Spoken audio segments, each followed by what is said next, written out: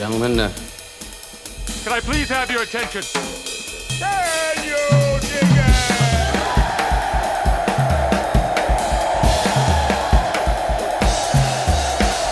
it? Greetings, dear listeners. This is Jonah Goldberg, host of the Remnant podcast, brought to you by the Dispatch and Dispatch Media. Very excited about today's guest, and also I was just telling him exceedingly guilty feeling because it's kind of outrageous that I haven't had him on here earlier, given his the high regard and esteem with which he is held at the American Enterprise Institute.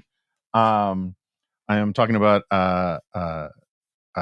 Fred Kagan, who's the director of the Critical Threats Project at AEI and the sort of all-around military and defense guru in my corner of the world. And it's a good week to have, well, it's a bad week to have him on, but that's why we have him on. Fred, welcome to the Remnant. Thank you, Jonah. Thanks so much for having me. So I don't even know where to start because this is as the Talmud says, this is a fakakta time. But why don't we sort of? I feel like I'm less concerned about Taiwan right now because that's the looming problem, and the critical threat problem right now is in fact Ukraine. So why don't we just start with your broad assessment of how things are going, and if you want to fold in the leak issue, I'll probably have follow-up questions about that, but take it where you want to go on that. So the basic situation in a nutshell is the Russians launched a big offensive over the winter, which almost everybody missed because it went absolutely nowhere. And this was having called up several 100,000 reservists. They launched attacks all along the line in Luhansk, and that may have set a record, speaking as a military historian, that may have been the first time that a major prepared mechanized offensive did not penetrate the first prepared defensive positions of the adversary. That's not a record you want to hold, but that's the record the Russians held. The Battle of Bakhmut was not the winter offensive. The Battle of Bakhmut was the secondary effort led by the Wagner Group. And that has been grinding forward, and I do mean grinding in a way that has chewed up the Wagner Group in pursuit of a gain that is absolutely not operationally or strategically significant. And that is ongoing. Pretty much all of the other Russian offensives have stopped or stalled or been defeated. And now pretty much everybody's waiting for the Ukrainian counteroffensive, which I think will likely start sometime in the next few weeks at a location and time to be determined. So I'm happy to talk more about prospects for that and so forth, but that's basically where the war stands right now. Yeah, so let's talk about Bakhmut for 2 seconds, because on the one hand, and I'm a fanatical listener to the Telegraph's Ukraine podcast, and so I've been following on a daily basis the Bakhmut stuff. I read all of our stuff, and it seems like the zeitgeist has kind of changed on this. Whereas in the beginning, when it was the quote unquote meat grinder, and it was just the casualty ratio was so lopsided for the Russians that it was worth defending this strategically. And you can correct me if I'm wrong, but the zeitgeist was that, or the conventional wisdom was that the Bakhmut was not strategically valuable, but the Russians were so desperate for even a symbolic victory somewhere, particularly Prigozhin, the head of this private military group, the Wagner Group, that the Ukrainians were perfectly happy to have them just march into the meat grinder for as long as they wanted. But now it really feels, particularly if you listen to what Zelensky says, it feels like there's a bit of a sunk cost fallacy on both sides, that simply as a positional good, as the economists would say, because both sides want it so badly, it has now been elevated in strategic importance as a political matter far beyond its importance on the ground. Do you think that's fair? Do you actually think it has greater strategic importance than a lot of people are saying? Or is it just basically a political pawn or trophy at this point? Okay, so we can start with the things that are simple. What the Russians are doing is stupid. And what the Russians are doing is pursuing a symbolic gain at cost that they can't afford to pay. And it makes no military sense what the Russians are currently engaged in. It makes a certain degree of internal political sense, but it makes no military sense. So for the Russians, this is entirely a political symbolic activity. For the Ukrainians, I've never accepted that view. The town itself is not of operational or strategic significance in that the Russians, having secured it, they have not actually gained a significant battlefield advantage. But we've always had a sort of an oddness about the way that the critics of the Ukrainian defense of the city have phrased their discussion, because they usually have said, well, the city has no operational strategic significance, therefore the Ukrainians should not have fought hard to defend it. Okay, well, the thing is that the Russians had wound up for a big offensive operation there, and that offensive operation was going to land somewhere. And the Bakhmut was not the end point of the Russian intended offensive. Bakhmut was the starting point of a Russian intended offensive. So the Ukrainians were going to have to defend against that Russian offensive somewhere. And so the question then becomes, okay, do you think that there was a better location than Bakhmut at which the Ukrainians could have met that? And the answer is straightforwardly no. This is demonstrated, self-demonstratingly a fantastic position to be defending.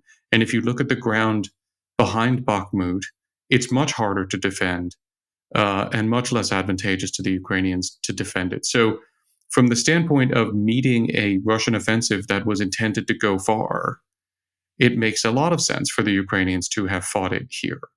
Now, as for what is now going on, does it make sense for the Ukrainians to continue to defend it? Well, it's interesting.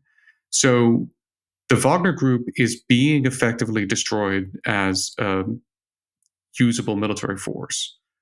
That's a global good. If you think about what Wagner has done around the world, and if you think about the depravity and evil of Prigozhin, this has also led to his fall from grace and influence in the Kremlin, which is a good thing. There are a lot of very good things and good reasons to want to destroy Wagner as much as possible. And so that is one thing. But the other thing is that the Russians have deployed airborne forces now on both flanks of the city to allow Wagner to concentrate on taking the city. Okay, so that means that the Ukrainian defense has now pinned elements of a couple of Russian airborne regiments at this location. That's fantastic. So one of several things will happen. Either the Ukrainians will conduct a counteroffensive somewhere else, in which case those airborne units will not be available for the defense in those areas, and these are the best units the Russians have. Or the Ukrainians will counterattack around Bakhmut, in which case we can have a whole other conversation about the position they're setting themselves up for there. But under any conditions, if you ask the question, are the Ukrainians in a more advantageous position if they continue to pin the Russian forces where they are, force Wagner through this meat grinder, which is wrecking it, and continue to pin Russian forces on this relatively meaningless fight, or pull back, let the Russians reconsolidate, let the Russians redeploy and think about where they want to do, give them more freedom of action? I think continuing to defend the city continues to make sense. Interesting. Okay, that's interesting. Let's broaden out a little bit. It seems like every day for the last 5 days, I can't remember when it started, we get another chunk of revelations out of these leaked documents. There's a lot of dismaying aspects to it, and we still don't know the full scope of it, and there are a lot of questions to be asked. But with the exception of the seemingly photoshopped numbers of Russian casualties, which was funny. I was watching some of the state TV, and one of the experts on TV said, "Yeah, that looks fake," and they came down on him like a ton of bricks. How dare you say Russians have lost more, soldiers than the Ukrainians have? That's crazy talk. But they obviously have, right? So, but with the exception of that, the rest of it seems pretty authentic. And what is most in the context of Ukraine, we can broaden it out to Taiwan and these other things in a bit, but in the context of Ukraine, what is most troubling to you about the revelations in these leaked documents? So full disclosure, I haven't looked at the documents because I don't look at classified stuff, and I've followed mainly through the reporting on them.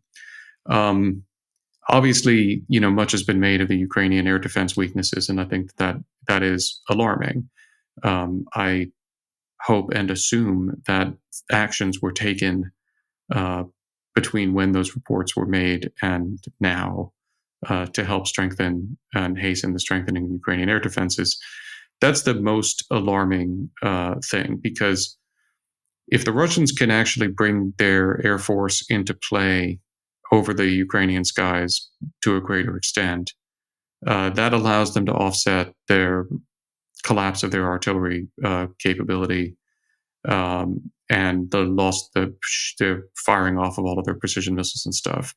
And in the worst case, if they can actually put bombers over Ukrainian cities, they can turn this into a World War II kind of, or Syria, Aleppo kind of bombing campaign, which I could well see them trying to do. I don't think that will happen, and I think it's likely that measures have been and are being taken to ensure that doesn't happen. But that's been the most alarming stuff that I've been seeing coming out of this, just apart from the damage that this does from an espionage, counter-espionage perspective. And also a fraying of alliances issue, which is a problem too. No, I mean, absolutely. On the one hand, it baffles me that people are surprised that allies spy on each other. Of course they do. I don't understand why anybody would think that they wouldn't. And certainly if the US is going to be providing assistance to a country like Ukraine, we're going to want to know a lot of stuff about Ukraine. And we have intelligence organizations for that. So it's like, I'm shocked there's gambling going on in this casino. But it always does generate embarrassment and pain and tension. And I'm sure that was one of the intentions of whoever leaked this. Yeah, so it's funny. There are there's some counterintuitive things, given where the sort of political conventional wisdom on the left and the right is about Ukraine, that come out of this stuff, it seems to me. On the right, we've heard nothing. We've heard an enormous amount about this lack of oversight, lack of accountability, just giving them a blank check, all this kind of stuff. And it turns out that we are monitoring them in granular detail. And if this stuff was being shifted to someone's, bank account in Malta, we'd know about it that day if this stuff is true, right? And so it kind of undermines the right's talking point on that. It also undermines Biden's talking point that he is doing everything possible to support the Ukrainians, because it seems like the biggest check on an actual blank check, which as long as there's oversight, I have sort of no problem with, or at least, close to a blank check. Like we'll post date it and tell you how many zeros you can put on it, kind of thing. But is that Biden is so afraid of, and for sometimes understandable, sometimes not understandable reasons, of escalation, that they're the ones stopping themselves from actually giving the Ukrainians what they need. And that's what comes across in this stuff as well. And so it's a frustrating sort of revelation, because and then there's the third part, which is sort of the complacency that a lot of people have. I know you don't. That the people are just kind of assuming that the war is going okay and that Ukraine's going to come out of it okay. There's a really non-trivial chance that Russian troops end up on the Polish border and we see mass slaughter in Ukraine. Maybe not this year, but possibly next year, if we don't turn the tide better than we are. So, okay, three. I'm going to pull myself out of the documents and just address the three big topics that you've raised here. The issue of blank checks and oversight and what we're giving to Ukraine, the issue of self-deterrence by the Biden administration, and the issue of the war is not over. Let me start with the last one. The war's not over, and that means the outcome is not known. And we should have learned things from our own previous wars including never turn your back on a war. It's not over till it's over. And by the way, even then, as Clausewitz says, in war, the result is never final. Things don't just end and stop once for all. So we need a long-term plan. And we need a plan to help Ukraine win in short term. And time is not on our side in many ways. And that comes back to the Biden self-deterrence problem. But then we need a long-term plan, which is going to have to be a plan for rearming Ukraine after it has won and making it sufficiently deterrent that the Russians won't get the idea under Putin or someone else in the coming years that it would be a good idea to try to avenge themselves for the defeat, because that will be a strong tendency on the part of the Russians for generations, and we need to understand that. So, on the one hand, there is a lack of short-term thinking that is good, but there is also a lack of long-term thinking, or of good long-term thinking here, and both of those are very problematic. But no, the war is not over, and terrible things can still happen. By the way, leaving the Russians with anything like the territory they currently have would be a significant victory for the Russians and a massive defeat for the Ukrainians and for us. And the notion that somehow the current lines could be an okay ceasefire position is false to fact. They are not, for all kinds of reasons. So we have to help the Ukrainians regain almost all of their territory. And I've laid that out in detail many months ago, exactly why each piece of terrain matters. But this isn't just the principle that the Ukrainians need to get back all their land, although that is an important principle. But it is actually, I'm happy to go around and explain region by region why particular areas matter, but almost all of it really matters. So that's one thing. The war's not over by any stretch of the imagination. We can still lose, and the Ukrainians can still lose. Now, the Biden administration's self-deterrence has been a problem all along. We've been a day late and a weapon system short the entire time. We've had constant talk of red lines, and none of them have been actual red lines. And there is a hyperbolized fear of Russian escalation. For a long time, it was an absolutely nonsensical fear that the Russians might escalate conventionally by attacking NATO countries. That's been demonstrated. No one is even really talking about that anymore because it's so demonstrably silly. But it always was demonstrably silly. And the fact that we used to be talking about that and now have recognized that's silly should cause us to reflect on other things that we're very concerned about. Might Putin use nuclear weapons against NATO? No. Might he use them in Ukraine? Almost no. There are limited circumstances in which I could imagine him doing that. But, and I'm gonna credit my wife Kim for this important observation that she made to me the other day, that countries fight wars to achieve war aims, and if before we have a conversation about Russian nuclear weapons use, you first have to have a conversation about how that would or would not advance Putin's war aims. And when you have that conversation, it's actually pretty hard to make a case for how it would. So then you're into the realm of the irrational. And this is a whole other thing. If you want to talk about it more, we can. But I don't have observed an enormous amount of evidence to suggest that Putin is the opposite of an irrational, apocalyptic thinker who will burn the world rather than lose in Ukraine.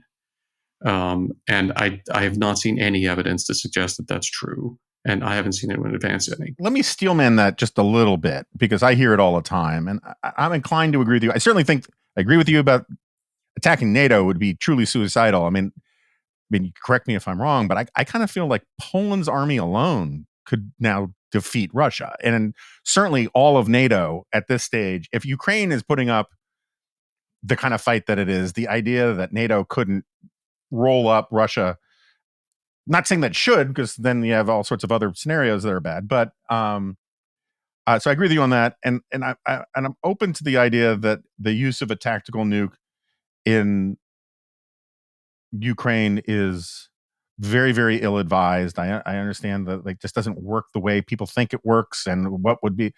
But the counter argument that you hear is that it's the psychological effect would be massive, and you can give me a rational argument about why it wouldn't have the intended psychological effect that some people think it would. I think it would probably result in massive internal Ukrainian sympathizer terrorism within Russia, and all sorts of other things. But this idea that Putin is not a irrational actor, um, people will say this was not in his interest. This invasion of Ukraine, this expectation that it would take a few days was not in his interest. Was not rational. Surrounding himself, particularly during the COVID period, has made him a bunker, sort of delusional mentality, Hitler downfall video kind of guy. His entire theory of the sort of this pan-Slavic theory that Ukrainians really aren't Ukrainians, they're Russians, and therefore we need to slaughter them on a mass scale is not a particularly coherent or rational argument.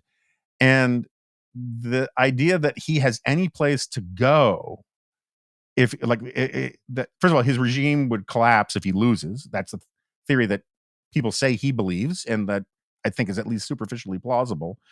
And that given that Putin has no actual moral reluctance to do profoundly evil things as a Hail Mary to stay in power, counting on him to be a rational actor protecting the rational interests of the Russian state is quite a bet. So, like, what is your response to all of that?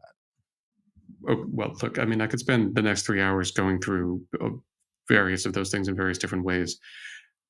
Look, briefly, the invasion was not irrational. It was wrong. It was stupid. That doesn't make it irrational. It was based on a misunderstanding of the situation. Okay, that happens all the time. And that doesn't mean he's a crazy person. That just means that he had a wrong understanding of the situation that was fueled by the inner circle and the lies and stuff that they tell each other and all like that. But heck, it's a good thing that nothing like that's ever happened in the United States, right? Right, which must make us completely crazy, irrational people who would like use nuclear weapons instead of losing wars, right? Okay, I mean, so because this is, I mean, we need to remember this is very far from being the first war that a nuclear power has fought. And it's not the first war that a nuclear power has fought and lost. So I'm not equating us with Putin, obviously. I'm not equating Putin with anybody else, but I am saying that this immediate leap to he's got nuclear weapons, he can't lose, therefore he's going to use nuclear weapons, that's a fine syllogism, but it actually doesn't hold.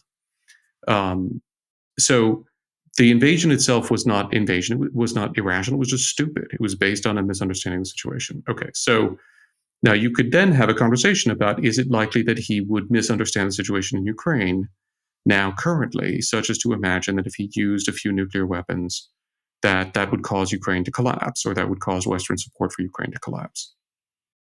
He might, and that these are the scenarios where I think you have the low probability. That's why I didn't say there's no chance that he'll do it. I think there's low chance that he'll do it. In order for him to do it, I think he would need to be convinced that it would certainly end the war immediately in his favor. Because there is a very important point that people have made in various different ways, not all of them in my judgment quite correctly, about the importance of the Russian nuclear deterrent. The Russian nuclear deterrent at this point is existential, not only for Putin, but for Russia. Because the conventional Russian military has been wrecked. I'm not sure the Poles could take them, but I'm not sure they couldn't. All right, that's a catastrophe for Russia, right? But it's been a long time that the only real reason why we all treat Russia like a great military power is because of its nuclear arsenal. Okay. From that perspective, one of the worst things that could happen to Russia would be the devaluing of that deterrent and the demonstration that Russia's use of its nuclear arsenal does not lead to decisive outcomes. That would be catastrophically bad for Putin. So, in order for him to run the risk of devaluing the thing that Russia relies on to continue to be a great power in this world, he would have to be, I think, pretty confident that using them would lead to success. Now, I actually think it's very hard to make a case, even if you're in the Russian inner circle, that there should be any reason to be confident that that would work. Given what the Ukrainians have suffered, what the Russians have brought to bear, how the Ukrainians have reacted every time, how the West has reacted every time. There again, look, they might be this delusional, but I think what we've generally seen is that actually Putin's understanding of the situation has moved more in touch with reality rather than less in touch with reality. What's my evidence for that? Okay, people say Putin can't accept defeat. Well, he has accepted defeat. They invaded to seize Kyiv. They failed. He didn't nuke anything at that point. He accepted the defeat around Kyiv unequivocally and pulled back. The Ukrainians then imposed defeat on him in Kharkiv. Okay. He didn't escalate. He accepted the defeat, pulled back, prepared for a counteroffensive. They inflicted defeat on him in Kherson. He allowed his forces to retreat from the only provincial capital that he'd actually seized since in this phase of the war. He didn't escalate. They prepared for a counteroffensive. These are actually all rational behavior. These are very rational reactions to battlefield setbacks. Now, you can argue about the degree to which it's still rational to be fighting for Bakhmut or various other things and so on, but those are sort of tactical decisions. But the larger framing here of the way that he has responded to battlefield defeats and setbacks suggests that he is not operating the way Hitler operated. And this is a point that look, I've made a little study of this because it has always fascinated me. There are times when you find actual apocalyptic thinkers get at or close to or at positions of real power. This happened at the end of the First World War in Germany. A classic case was where Ludendorff went at the end of that war and then after that war. And in really embracing this apocalyptic vision that Hitler ultimately then took to the full. But Hitler didn't originate that. That originated at the end of the First World War, actually earlier than that. And Hitler then took it to the full. And then you get to the Hitler apocalyptic, if Hitler had had nukes, he would have ended the world rather than nukes, right? Okay. Yeah. Okay. So now you look at Putin. Is there any evidence that Putin is an apocalyptic thinker? Absolutely not. There's nothing in his ideology, there is nothing in his worldview, and there is nothing in his actions that suggests that he is prepared to embrace the apocalypse rather than be defeated.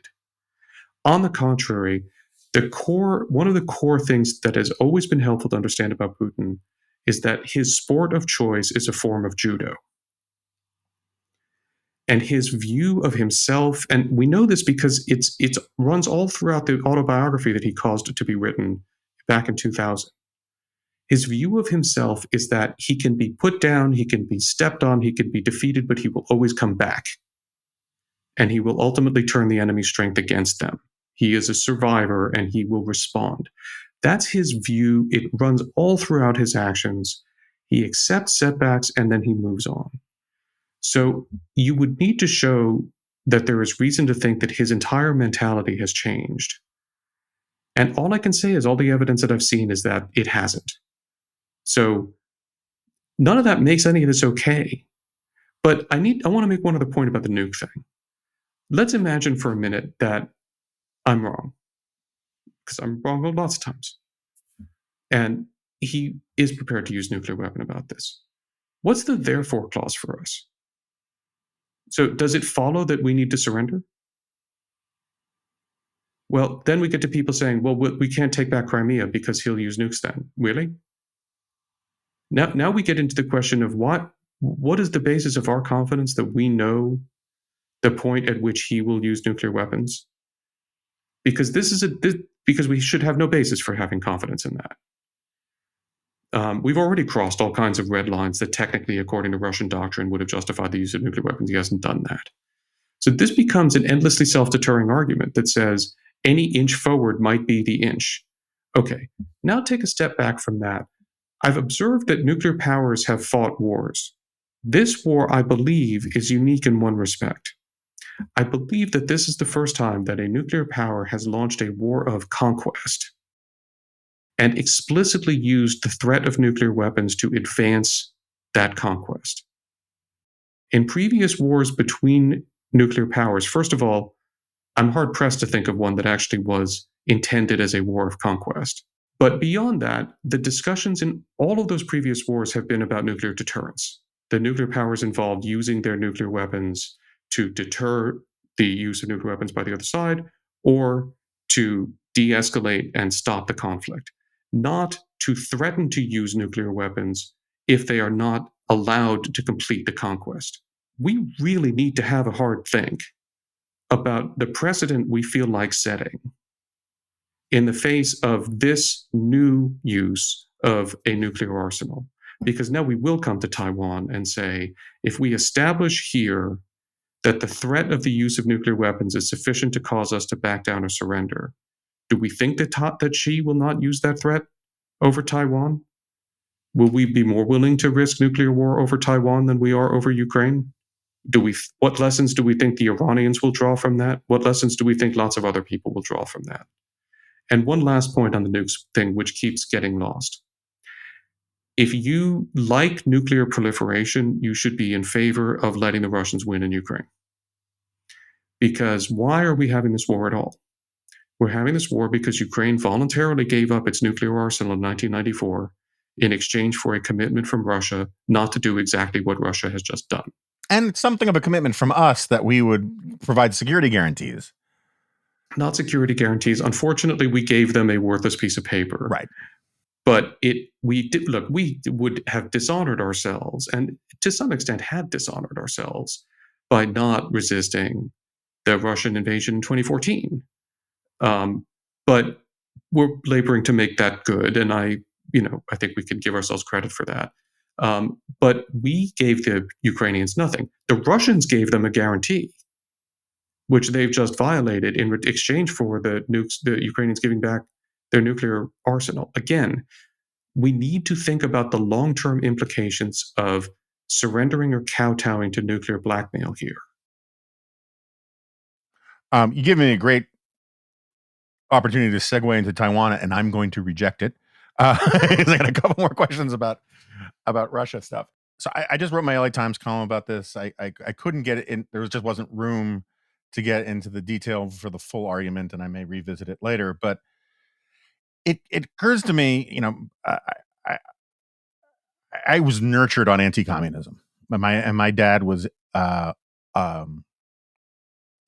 all but dissertation in East European history, and so if you want a understanding of what it was like to be 6-year-old Jonah, imagine a little Jewish man pushing a kid on a swing, talking about how the Yugoslavian Black Hand was the first terrorist organization. That was my childhood. Awesome. That sounds great. That's a great preparation for the world, I think. And it dawned on me, or not dawned, but I've been thinking about this a bit lately, that the thing about the Russian military, I don't want to go all George Kennan, right? There was the whole, there's more continuity between the czars and the Bolsheviks than there is discontinuity when it comes to strategic interests and all these kinds of things. And it occurs to me that when you look at the barbarism, we're talking on Wednesday, there's this leaked video of a beheading of a Ukrainian soldier. The reports of rape are horrendous. My wife is working on a biography of her father, who literally swam the Danube to escape the communists. And we've been talking all about the terrible things the Red Army did in Eastern Europe after the war, including raping probably 2 million East European women, mostly Germans, but about 10 to 40% of the Hungarian female population was raped by the Red Army, by the liberators. And you can go down this list. It dawned on me that there is a sort of a ghost in the machine of the Russian military industrial complex that is anti-modern, anti-humane in the sense that the practices and the cultural norms of the Russian way of war is barbaric. And you can pull this thread back to the the genocides in the Caucasus by Alexander II and further back. And I'm just wondering what you think about it, because we've been hearing all our lives about how the Red Army is this modern army, with these modern tactics and this modern stuff, and then you see how they fight, where literally the Prigozhin soldiers, the Wagner soldiers, according to some of the reports, the Russian military refers to them as the disposables. And there's no Western army that would consider its own troops to be disposables. Like, let's go find out where the machine gun nest is, so let's send the disposables in. And I'm just wondering, since you study warfare, am I far afield? Am I sort of on point but missing important things? Is this army more degraded morally than what the Russian army was 50 years ago? I mean, tell me what you think about that. Okay. Well, I love talking about this, so you'll have to stop me. No problem. So I have big issues with Kennan, because I think Kennan was not a very good historian. And there were important breaks between the Tsarist culture and the Soviet culture that I think he missed. First of all, that he underplayed the importance of communist ideology, which led to a whole bunch of other bad things, including his opposition to NATO. But beyond that, there is something different about the Soviet experience that is important here. And the tragedy, I'll give you the bluff, the tragedy is that Russia passed from Yeltsin's hands to Putin's, because unlike Yeltsin, Putin could not escape his Soviet upbringing. The thing that was peculiar about the Soviet Union was that even more than Tsarist Russia, and as a matter of policy, the Soviet state brutalized its citizens as a matter of intent. The purges were designed to instill random terror among the population. That was Stalin's purpose in deliberately killing people he knew to be innocent, was to make it clear that no one was safe. The Red Army practiced what the Dedovshchina, the deliberate ritual hazing, which involves huge amounts of male rape and other forms of degradation and brutalization. And that was institutionalized in the Red Army. It's institutionalized throughout Soviet culture. The Russian people, at least the Russian urban elite, had been escaping from that and emerging from that over the few decades after the fall of the Soviet Union. Putin never escaped really from that mindset. And he surrounded himself with people who didn't really break free from that mindset. And it turns out that the Russian army, for all of the discussion about professionalization and stuff, fundamentally never got itself away from that mindset either. So the issue here is that the brutalization of the Soviets has carried forward. And as the Russian leadership has found itself in a hard spot, it's reached for what it regards as grit, but which is in fact just brutality, thuggishness, viciousness, and criminality. For its own sake in some cases, right? I mean, it's... Well, yes, right. Self-justifying, Yes. I mean, when you define toughness as brutality, and then you reach for grit in wartime, brutality is a positive attribute from your... This is why, Prigozhin hands out sledgehammers to people. He laid a silver sledgehammer at the grave of Maxim Fomin, the mill blogger who was blown up in St. Petersburg, because he executes people with sledgehammers, right? That's a kind of deliberate thuggery. That's not a Russian thing in the sense that it's not like 19th century Russians were like that particularly.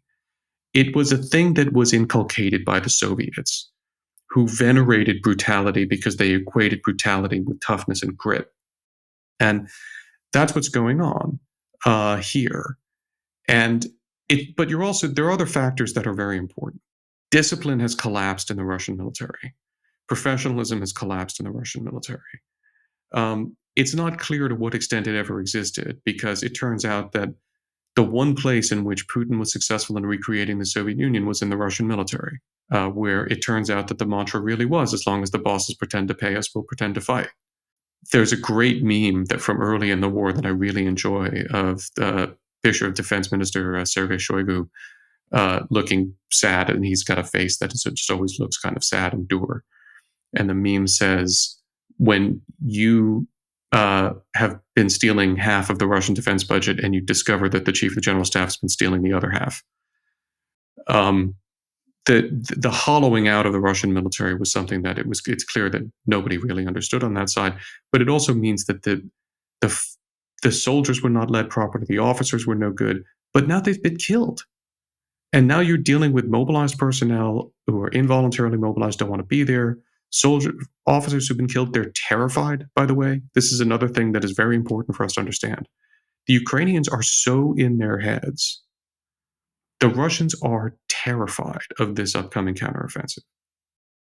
So when you are terrified, you are being forced to fight against your will. You're being brutalized by incompetent officers who don't know how to lead well.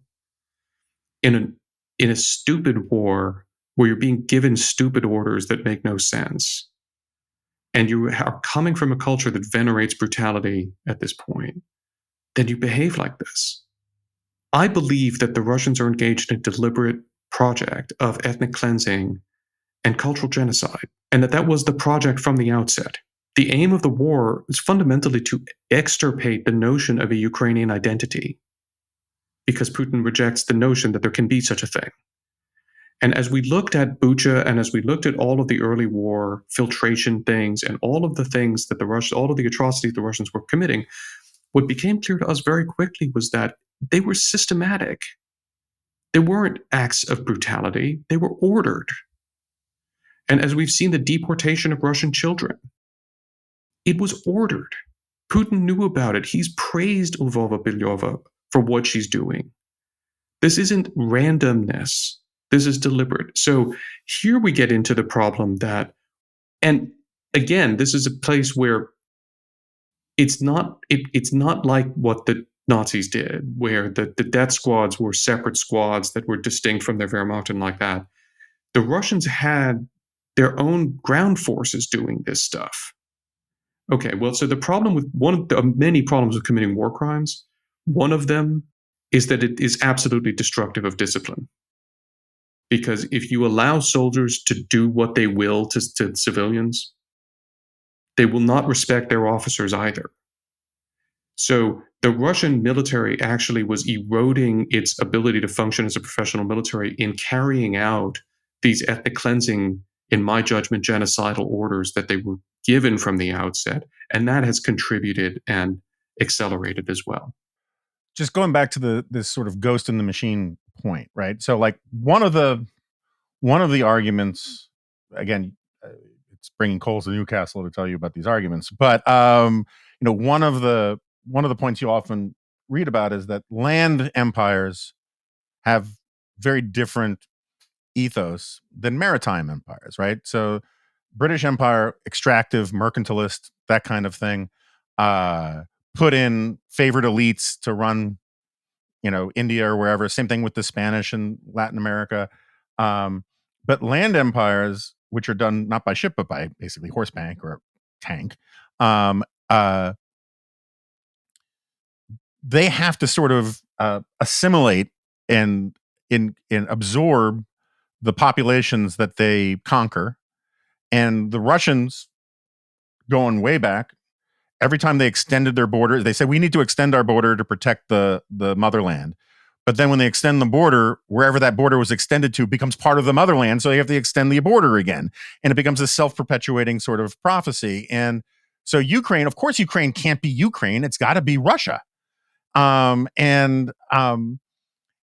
so the expatriation of children, the use of populations of as bargaining chips, the sort of the mass expulsions of whole ethnic groups, that's, I'm pushing back just sort of slightly. That does go back to the czars, right? That is a matter of sort of continuity in Russian doctrine. And so like a lot of whether it's Cicero, C.S. Lewis, the attributions all over the place, but the principles are revealed at their testing points, and it seems like a lot of the stuff the Russian army is falling back on, and that Putin is falling back on, is really just a grab bag of sort of the worst, most evil practices, because he's nostalgic for both Tsarist Russia and for the Soviet Union, which doctrinally should be a problem, but nostalgically it's not.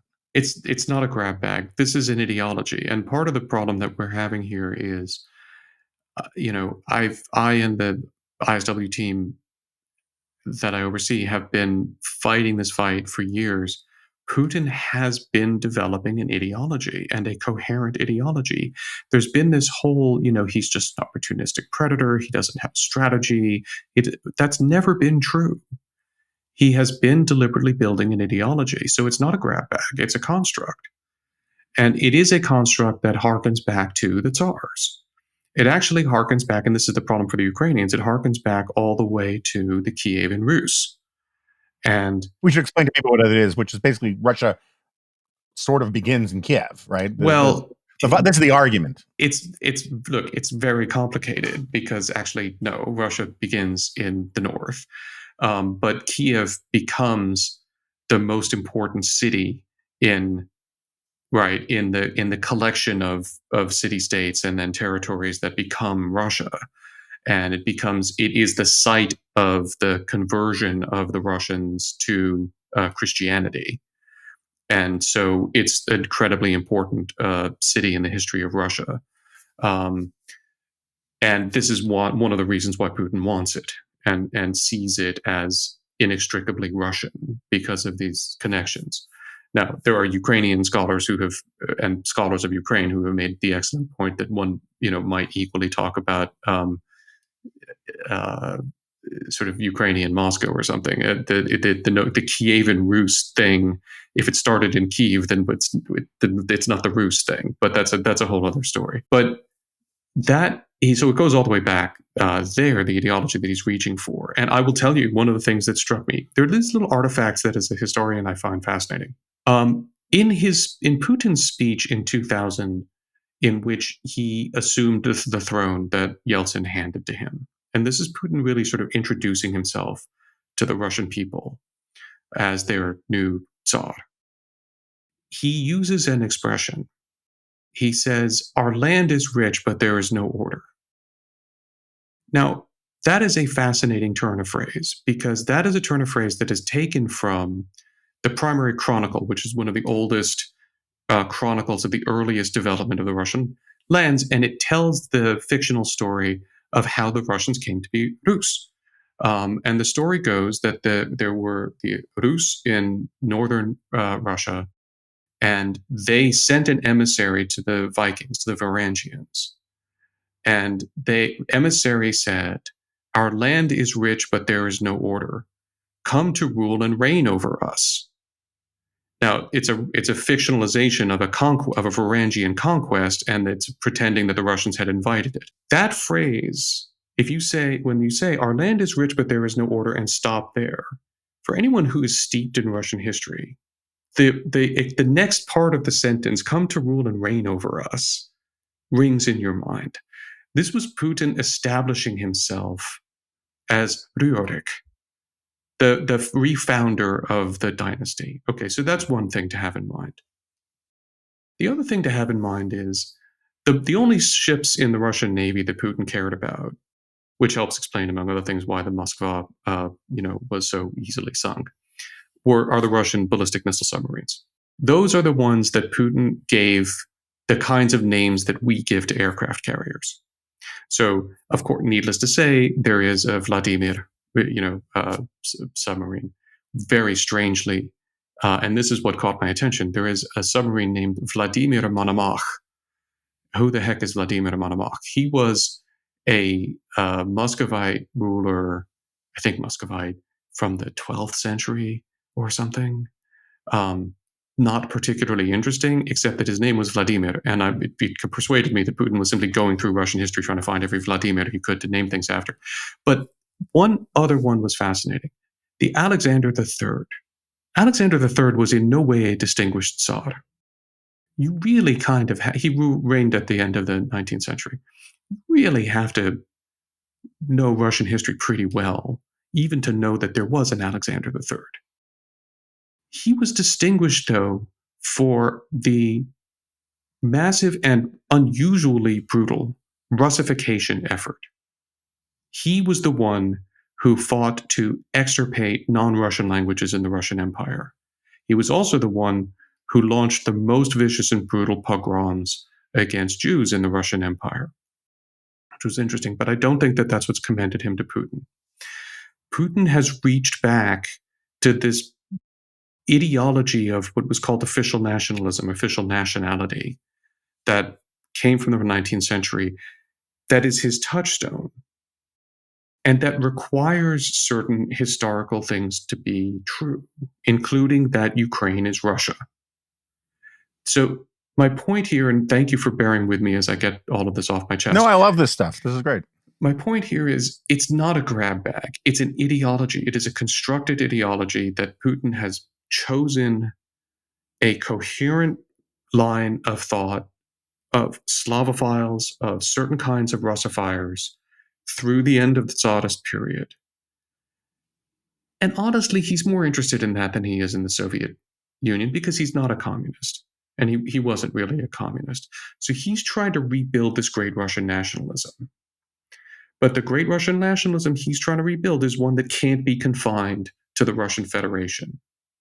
And this has been his project since very early in his reign, was to regather the Russian lands. That's another phrase. He doesn't use that phrase, but that was a phrase used much in Russian history, the gathering of the Russian lands, by which was meant exactly as you say, having defined all of the Slavic peoples as Russians. There was a strain of thought that said that they therefore should all be Russia. Putin has been attempting to do that. That's what this project is in aid of. And this is the ideology that he has instilled in the Kremlin, and that will outlast him if his successor comes from anywhere within the current circle of people who share this ideology. But we have to understand this is an ideology. It is coherent. We know exactly what it is, and it has a strategy. The strategy is in the process of being defeated in Ukraine. It's incredibly important that we defeat that process and demonstrate to Putin and those around him that there will be no regathering of the Russian lands. That is not going to happen. Yeah, so I want to sort of just very quickly correct. Sure, I probably misspoke when I call it a grab bag. I don't necessarily mean that there is no internal coherence to it. I mean, to me, it's very reminiscent of sort of the Bin Laden, various European, is sort of Islamic extremist theories of the past, right? It's an ideology of the past where it's grabbing. It's like the drunk looking for his car keys where the light is good. It's grabbing the bits of the narrative, the chapters out of order, out of sequence, in a way to construct what we're calling here an ideology. And frankly, I'm not trying to be make invidious comparisons, but there's a lot of this in sort of the domestic fever swamp right about American nationalism and trying to pick these moments and construct a useful past. And so I agree with you about that. And I'm having a abiding interest in both communism and also in fascism and where the Venn diagrams overlap. Putin has a bunch of ideologists. I've talked to Leon Aaron a little bit about this stuff. The nationalist Bolshevik movement was really kind of fascinating. It's sort of the Russian version is a little strong, but National Socialism and National Bolshevism have some interesting, commonalities and assumptions. But okay, I mean, again, I could go deep in some of the weeds on this stuff because I find this stuff fascinating. But we should talk briefly about at least Taiwan if you have a few more minutes to do this. I certainly do. And I want to make one more very pedestrian point about Ukraine before we leave that topic, setting aside this fascinating conversation. Thank you for letting me have it because I love this stuff. And yes, I fully agree with you. This is a constructed nationalism and a constructed nationalist narrative that Putin is selling, and it's a problem. look, I wanted to come back to one last point on the issue of the aid that we're giving to Ukraine and the issue of the blank check, which is um, there is one narrative that is going around in the US that is simply wrong, which is that we are shoveling tens or hundreds of billions of dollars to Ukraine. Most of the money that has been allocated is going to Americans because it is buying defense equipment that we are giving to the Ukrainians. So one can object on the grounds that one doesn't support Keynesian economics, and that's okay, and that's a different conversation. But you cannot look at the amounts of aid, the top lines, and say we are giving that money to Ukraine, because we are not. We are giving almost most of that money to Americans because of all the Buy American Acts to purchase weapons and equipment and build weapons and equipment and then send it to Ukraine so that the Ukrainians can do with it what we might otherwise have had to do with it, by the way. Because the point of that equipment was to be ready to defeat the Russians in an attack on NATO, and the Ukrainians are doing that for us. So we need to be clearer and get out a clearer message about the money we are, quote, giving Ukraine. Even apart from your excellent points about all of the checks and so forth. Thanks. All right, since we're doing cleanup operation, I would make one last point about this nationalism stuff because I'm obsessed with this stuff too. This form of historiographical analysis or political analysis that makes nationalism and socialism antipodal has always been deeply problematic to me.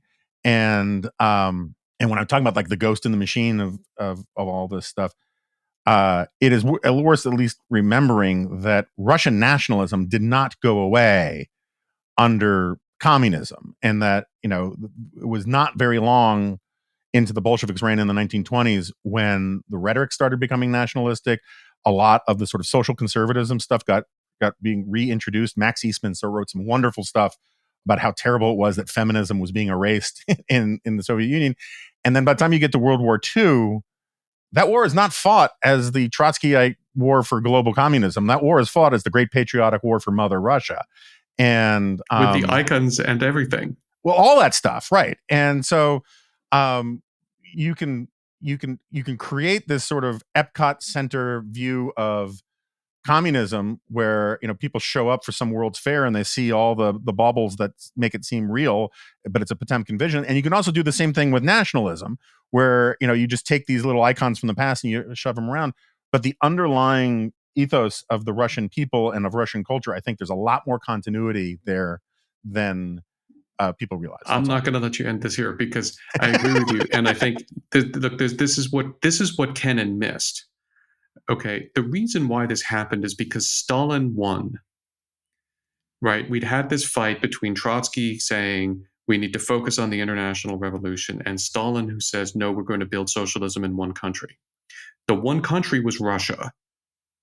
And so Stalin was the one who said, no, we're going to focus on rebuilding a state here, and the center of the state is Russia, even though it's technically a multi-ethnic empire. But he didn't discard communism. This is what Kennan got wrong.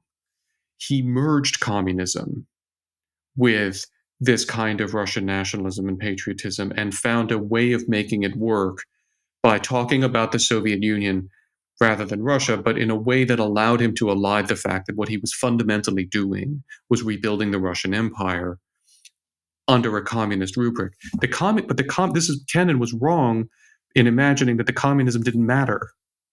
The communism also mattered, and this is your point. This attempt to create a easy dichotomy between these things is false to fact. That's not the way that it ever was. Right. Now that I think that's very well put. Okay, so important for Xi, by the way, because very similar phenomenon there to help make that transition. No, I think that's right, and I think so. Let's talk about Xi and Taiwan. I mean, it seems to me that one of the things that I take a backseat to nobody in my anti-communism, right? Communism bad, but the rhetoric about Xi on the right so focuses, and of course, the communists, the Communist Party of China makes it easy because they call themselves the Communist Party of China, but it is fundamentally sort of an oligarchic nationalist kind of ideology, and it seems to me that Xi is turning his back on the market mechanisms that were introduced by Deng and that made China formidable in the first place. And so I guess this is the question: is I can't tell which is chicken or which is egg. Is China becoming more nationalistic because the economy is sputtering out and they need to offer a distraction and a replacement ideology? Or is China turning its back on the market because it's embracing the nationalism? Is the nationalism is this a switch in strategies to deal with the sputtering of the Chinese economy, or is the Chinese economy sputtering because the switch in ideologies? Okay, so you basically should really have Dan Blumenthal on I will, yeah. to because he crush knows me. something about China. I won't stop that won't stop me from making observations about it, but I'm very far from being a China expert. The observation that I would make from the work, because I am working with Dan on a project on developing alternative strategies for coalition defense of Taiwan, which has had me trying to read into this stuff. First of all, I think that Xi's project is eliminating the oligarchic nature of China and restoring a Maoist kind of one-man rule. And I think that that's actually the dominant factor here in the shifts that we're seeing, including his turning away from elements of the market economy. I think the whole byplay with the various Jack Ma and the various other conglomerates has been, I think Xi realized that they had amassed enough wealth and influence to be significant challenges to his rule and his attempt to reestablish one-man rule, and were a threat to him. And I think that that dynamic of his efforts to reestablish himself or establish himself as the current Mao is the larger driving factor than either of these other issues. Is she a communist? Yes. Is she a Chinese nationalist? Yes. I think in very much the same way that Stalin was. You can be both, and this has always been true. So I think the communism is important.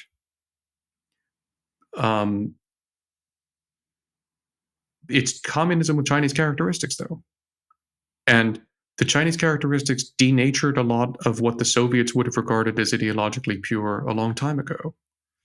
But it's still communism, which means that it still has a global aim, and it still regards itself as in opposition to the capitalist world.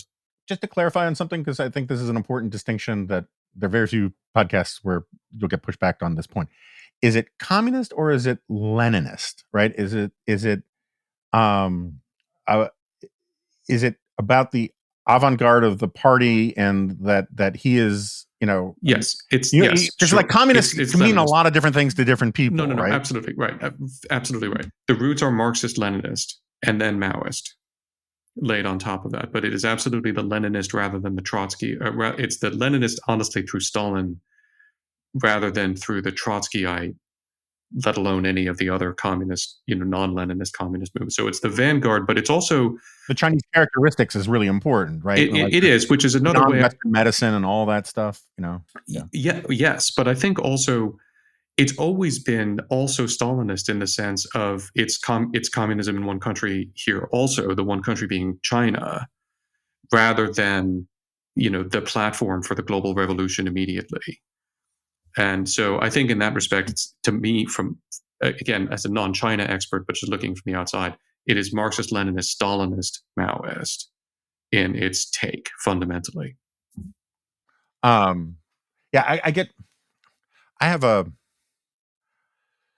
This is probably worthy of a separate podcast, a separate conversation, but I increasingly, I still think ideas are the most important thing, that small committed ideological minorities drive the history of the planet, and that ideas of consequences and all of that. But I've been reading in the last 10 years too much Italian elite theory, I'm and sorry. and it's been a burden. And I and also just having lived through the transformations of the Republican Party and their conservative movement in the last half decade or so, I often find that ideas are that the ideological stuff is pretextual to a certain extent, and that I agree with you. I mean, like it's yeah, you gotta, as William James says, you have to think conceptually at some level, otherwise the world is just a big blooming confusion. So I know where you're coming from when you say Stalinist, Leninist, and Maoist with Chinese characteristics and stuff. But it feels to me, since I don't think there's a huge hard distinction between nationalism and communism, particularly in that intellectual tradition, um, uh, authoritarian nationalism in the modern Chinese tradition kind of captures it more than the Stalinist part. I mean, Stalin's ideology, any of his ideological commitments took a back seat to any point of a threat to his own power, right? And No, no, I'm not going to give you that, because I have no desire ever to look into Stalin's soul, but no one because can. it'll look back And kill me. Yeah. But we look, you can't know how things actually relate to in people's minds, okay? And this was the crux of Kennan's problem and error, in my judgment, is that he thought that he could do that and say, look, it turns out coincidentally that everything that is in the interests of global communism is in the interests of Stalin. Therefore, Stalin, all this communism is BS and just cover for the fact that Stalin wants to do what Stalin wants to do. Okay, that could be true. But in my experience of humans, it is perfectly possible that Stalin actually did believe that the best way to advance communism was to strengthen the Soviet Union, that the best way to strengthen the Soviet Union was to strengthen the party's control, that the best way to strengthen the party's control was to strengthen Stalin's own control, because Stalin alone was the vanguard, and after all, that's inherent in the ideology. I agree with all that. I definitely agree with all that. In terms of what is causing the action and what is pretextual and what is intentional, it's not clear to me that that's a useful conversation to have, actually. I mean, I'm happy to have it, but what is the therefore clause if you conclude that it's one thing or another? Yeah, okay, well, I'll take a stab at that. I think the therefore clause is, I mean, I'll back off from the therefore clause. I think, so my point of view, I'm a big defender of ideology. In my second book, I wrote a lot about the history of ideology. The term actually comes from Napoleon, and actually it predates Napoleon. It was actually the study of ideas, and then it's Napoleon who turns it into this via Marx. Marx picks up on Napoleon's thing, picks up on this idea that ideology is some sort of ensorcelment that forces people to do things that they don't want to do, and all the rest, right? And I'm very much in the camp that ideology is properly understood. It's just a checklist. It's a checklist of your principles. It's a heuristic. These are the questions I ask about a new event, and see how it holds up, and that kind of thing. It's not a kind of solipsism that changes the reality that I see. It is a way to process and deal and respond to reality. So in that sense, I agree with you entirely that, like, Stalin's ideology mattered immensely because it shaped the kinds of choices that he made. But at the same time, his psychology mattered a lot. And the seductive parts of the ideology, some parts of the ideology were going to be more seductive to him because of his psychology. And it's sort of like my thing about nationalism and socialism not being, antipodal.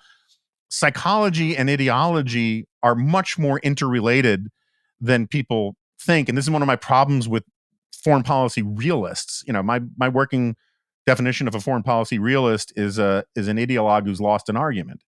And so I think everyone's got ideas about how they filter and understand the world, and the best analysts are the ones who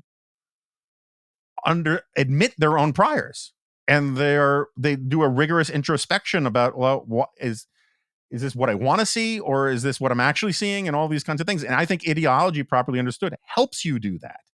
But anyway, we're far afield, and I know I've kept you too long. So very quickly, let's move to Taiwan. I'm going to drop a hockey puck for you, and I know you can take it a bunch of different ways. But is strategic ambiguity dead, and is that a good thing? I don't know if it is dead, but it would be a good thing. Because if you're trying to deter somebody, then being ambiguous about your intentions is not a good place to be. I mean, the president has made a number of dispositive statements that would seem to eliminate ambiguity in our policy. Our policy, nevertheless, remains formally ambiguous in various very complicated ways. This is parenthetically one of the reasons why I find so strange the arguments of those who want us to cut aid to Ukraine and instead prepare to defend Taiwan, and who present the defense of Taiwan as somehow more obvious and natural than the defense of Ukraine, when the exact opposite is true in terms of our formal policies and the positions of both countries in the world. But look, I think if we are in the business of trying to deter a Chinese attack on Taiwan, and I think we have to be in that business for our own interests, we need to be very clear to the Chinese that we will fight if they attempt to seize Taiwan by force. And I don't think we can be ambiguous about any of that. Ambiguousness and deterrence don't go well together. So I think that we need to be clear. Now, does it follow that we should recognize Taiwan? No, not necessarily. There's not an obvious set of actions that we should take. But I'll tell you the action that I think we have to take if we have actually decided that we will fight to defend Taiwan, which again, I think we need to be prepared to do. I think that's the right thing to do. We need to understand what that war would look like, and we need to take it seriously,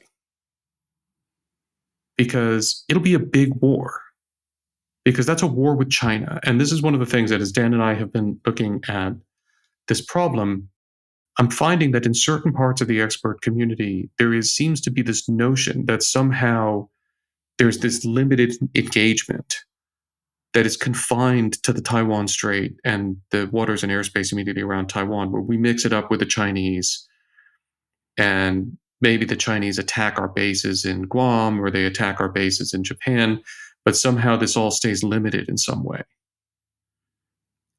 I'm sorry, I can hardly think of anything less likely. If the Chinese attack Guam, we're at war with China. And it's World War III. Now, World War III, by the way, doesn't mean nuclear exchange, which I think is extraordinarily unlikely. But it's World War III. It means we're at war with China. And I've had people say, well, how many Americans even know that Guam is part of the United States? To which my answer is, well, the day after China attacks, it will be 100%. How many Americans knew that Hawaii was part of the United States in 1941? Right? Which wasn't even a state. So, like Guam. So, I think we have to put a fine point on that. You know who all Americans know are Americans? The troops at American bases in Guam. Yeah, right. No, absolutely right. And I could go on in various different ways about what we should expect this war to look like, but this is a big war. And it is not confined to the waters around Taiwan, and it's not limited. So if we are serious as a nation about committing to the defense of Taiwan, which I think we need to be, then we have to be serious about preparing ourselves for a big war. The Ukraine war is serving as a useful red dye test of our defense industrial capacity. And we're not doing very well on that test. I'm distressed at the lack of general urgency that is being addressed to the expansion of our military industrial base, which is essential. And I am distressed at comments on, and I don't get into partisan politics, so I'm not, you know who I'm talking about, on comments by people, some of whom are portraying themselves as China hawks, some of whom are portraying themselves as isolationists, about how we need to cut defense spending and we need to get the defense spending under control and all that kind of stuff. I'm sorry. No. If we're going to be prepared for a big war with China, which is the logical requirement of committing to the defense of Taiwan, then we have to have the military that is capable of doing that, and we're not there yet. And we have to have a defense industrial base that is prepared to support a big war with China and not a short, sharp clash over Taiwan. And we're not remotely there yet.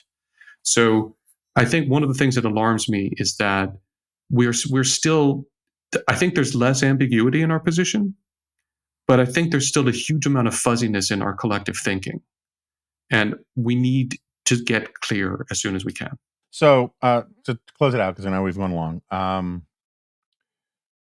just if you can make the case as you see it. You don't have to make the best political case, just the best case as you see it, for why it would be in our interest to defend Taiwan. Like what's at stake?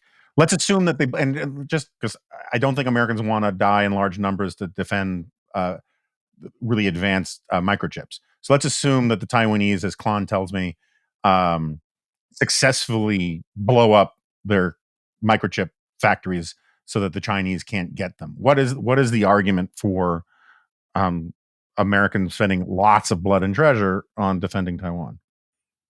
Okay, well, I'm less comfortable than you are setting aside the microchip issue because microchips are not a natural resource; they're an artificial resource. But states go to war all the time to preserve access to essential resources, and the chips that TSMC produces are an essential resource for us.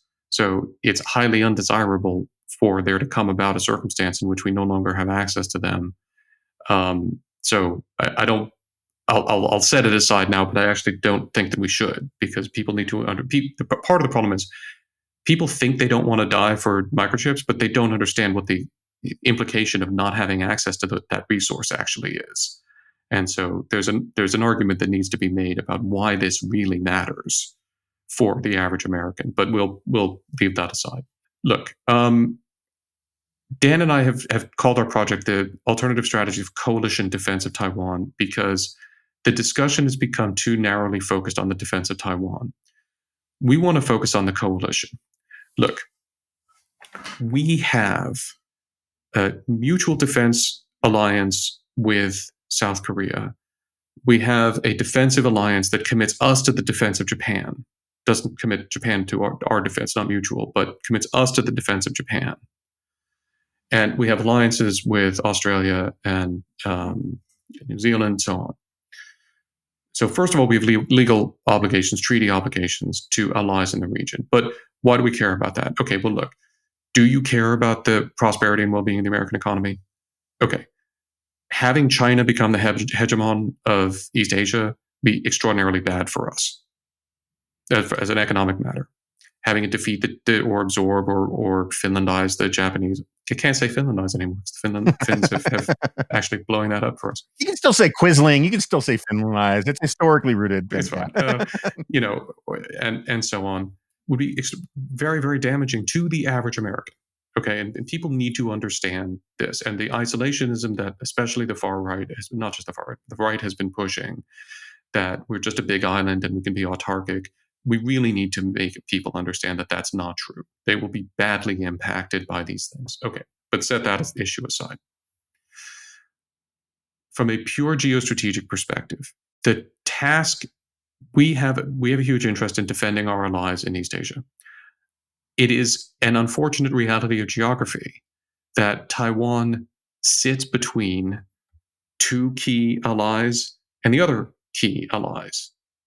Okay, it's between Japan and South Korea on the one hand, and our allies and the Philippines. We're working to reestablish that relationship, and our allies in Oceania. Okay. If the Chinese take Taiwan by force or not, and can turn it into an aircraft carrier, an unsinkable aircraft carrier for them, our ability to develop a coherent strategy for defending the rest of our regional coalition is badly compromised. Their ability to continue to expand beyond Taiwan and push into other waters, push into the next island chain and so forth, is materially enhanced. And there's every reason to think that they desire to do that. So our task of defending the states to which we have unequivocal defense commitments becomes enormously harder if the Chinese get Taiwan back.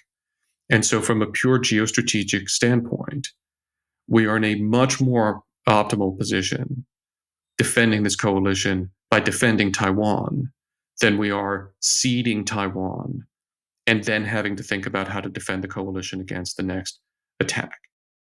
Beyond that, ideas do matter. America, I think that American credibility in the world is teetering on a knife's edge. And I don't think that people fully understand what a world looks like in which our credibility is destroyed. Because I think on the one hand, there's a notion among isolationists on both sides that the world can go to heck and who cares, we'll just live here happily and stuff, which is just not true. Our economy is so interconnected with the global economy that consequences would be devastating. But the other problem that people need to recognize is whatever we say we are the return address for our enemies. They seek to destroy us. They seek to cut our power down. They seek to attack us and undermine us and destroy us. They say this all the time. I'm a big believer in what my father used to call the higher naivete, which is when somebody says something, your default should be to consider the possibility that they mean it. And when the Russians have said for decades that we are their enemy, I always thought that we might want to take that seriously. When the Iranians say that they want to destroy us, I think we ought to take that seriously. When Xi Jinping says that he wants to destroy the unipolar world order, he wants to destroy the American-led world order, and recreate an order that is more appropriate for China, Americans and everybody else need to ask themselves questions. Do you want to have the rules of the world order set by Xi Jinping? Do you want to have the rules of international commerce set by Xi Jinping? Do you want to have the rules for everything from the use of AI and lethal weapons to data collection practices and all of that kind of stuff set by Xi Jinping? Or do you want it to be set by the United States? Because all of this stuff will matter a lot to people. And is ultimately what is at stake here, because this isn't just about Taiwan. It's not just about Taiwan from Xi's perspective, and it's not just about Taiwan from our perspective. And we need to understand that what is at question here, at the end of the day, is America going to continue to be the leader of the world? And I know there's lots of Americans who say that they don't even want to be the leader of the world. And to them, I would simply say, you really need to reflect hard on what the alternatives actually are. Because in some respects, the best case is a Hobbesian world of the war of all against all, and I mean war. There are worse cases than that, in which the Chinese or someone else establishes a greater degree of dominance and becomes leader in our place, which would be, in many respects, worse for us. That's a great answer. I gotta say, it's kind of remarkable given how AI gets all of this grief for being the big democracy exporting people. You don't mention democracy, and as I was trying to think when we were talking when I was listening to you, when was the last time an actual real live democracy was conquered by an authoritarian and absorbed into an authoritarian state or regime or empire? I mean, there's examples from World War II,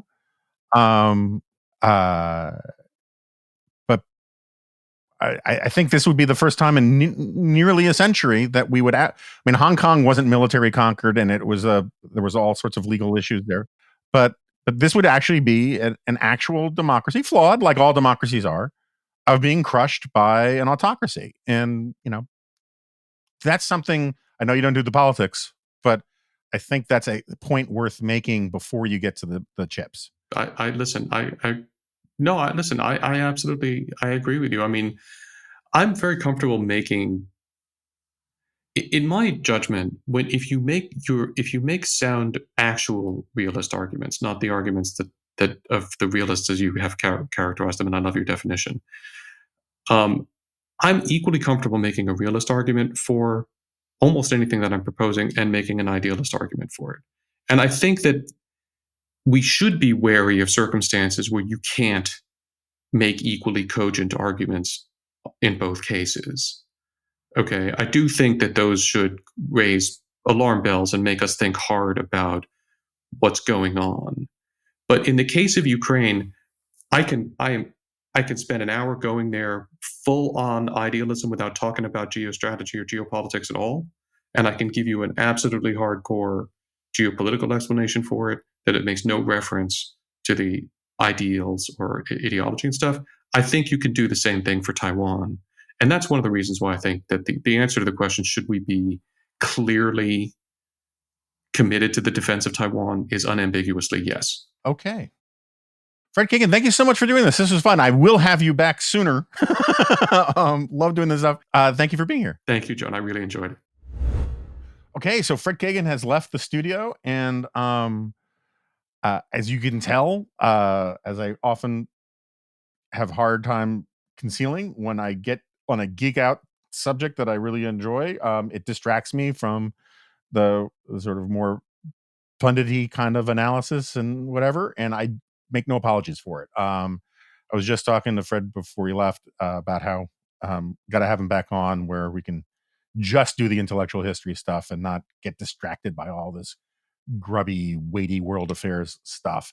Uh, as I predicted, most listeners think I was on the losing side of my debate discussion, disagreement, whatever, with Sarah, and that's fine. I kind of felt it as I was talking, and I've been thinking about maybe I have to write quickly because we have a mandatory fun event for dispatch staff tonight. I may write quickly more thoughts on the sort of Skokie and free speech stuff for the Wednesday G file.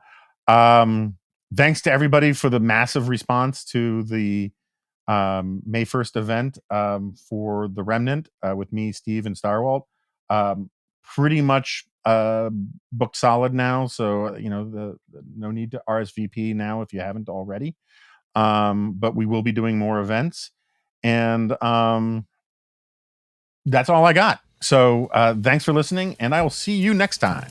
No, you won't. This is a podcast.